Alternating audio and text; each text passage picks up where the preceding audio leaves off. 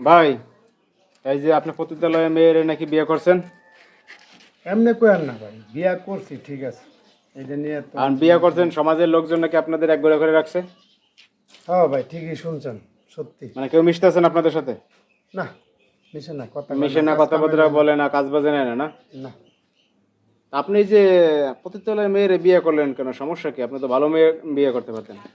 এই আপনি যে কথা বলছেন এটা সবাই বলতেছে, আমার বাপ মা, এলাকার লোকজন, যে তুই একটা বেড়ার ছেলে, ভালো ভদ্র ভালো জায়গায় বিয়ে করতে পারছি, এই জায়গায় গেলে কার এদিকে এই ধরনের মেয়ে বিয়ে করলি গা। আসলে আমি তো ওই জায়গায় এমনি যাই না, বন্ধু বান্ধবের সাথে গেছিলাম, যাই কিন্তু আমি খারাপ কিছু করি নাই, ওর সাথে দেখা হইলো, কথাবার্তা হইলো, কইলাম যে তুমি এই লাইনে আইসো কা, কারণ কি, সমস্যা কি, বাপ মা নাই তোমার, কেউ নেই, কইলাম আমার কেউ নাই, আমি এবার বড় হয়েছি, এমনি এমনি সব সব কাহিনী কইছে আর কি।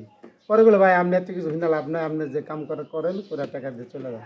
আমি বলি কাম করলেও 2 টাকা দিব, না করলেও দিব, তোমার কাহিনীগুলো আমি শুনবো, তোমার আমার ভালো লাগছে, তো তোমার নতুন জীবন দিয়ে তুমি কি রাজি? ভাই এরকম প্রতি মানে কথাবার্তা অনেকে বলছে, কিন্তু কেউ এরকম করে নাই, যে যার মতো পরে আর কোনো খবর নাই, জিজ্ঞাসা করেন ওরে।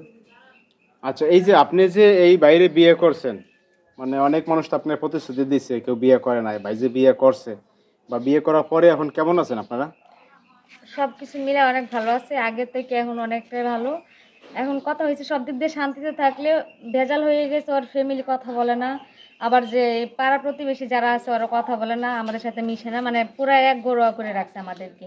যে কারণে হয়েছে কি, আমার এই জিনিসটা দেখে খুব খারাপ লাগে।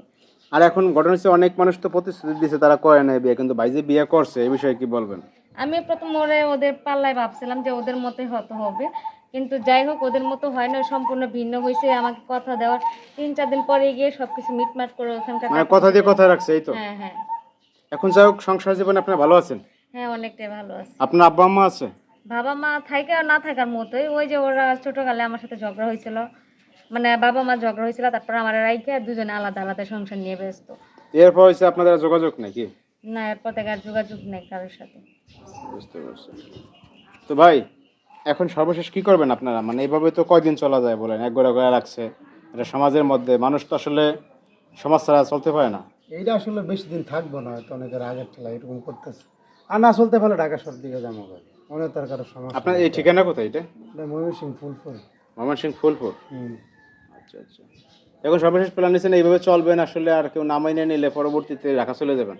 হ্যাঁ, অনেক গেলে তো শহরে গেলে তো সমস্যা কোনো নেই। সমস্যা নাই, যে না, যার মতো করে অনেক চলেন। কত মানুষ কত কিছু, কে কার খবর রাখে বুঝেন না? ঘুষখোর সুদখোর সব আছে কি? সবই আছে জায়গায়, মানুষের সুদ খায়, সামনে কাতরা যায়, মসজিদে নামাজ পড়ে, এটা অন্যায় না? আর আমি একটা কাজ করছি, এটা অন্যায়? আমি তো বিয়া করছি, খারাপ কিছু করি নাই, টাকাইতে করি নাই, কারো মারি নাই, ধরি নাই, তাই না ভাই? আর পাড়ার একটা মেয়ে বিয়া করছে, এটা অপরাধ। তো দর্শক ভাইরা, আসলে এই ভাই এই আপুর আসলে বিয়ে করছে। তো আসলে এই বিষয়ে আপনাদের কিছু বলার থাকলে অবশ্যই আপনারা ভিডিওতে আসলে কমেন্টস করে বলবেন। সবাই ভালো থাকবেন, আল্লাহ হাফেজ সবাইকে।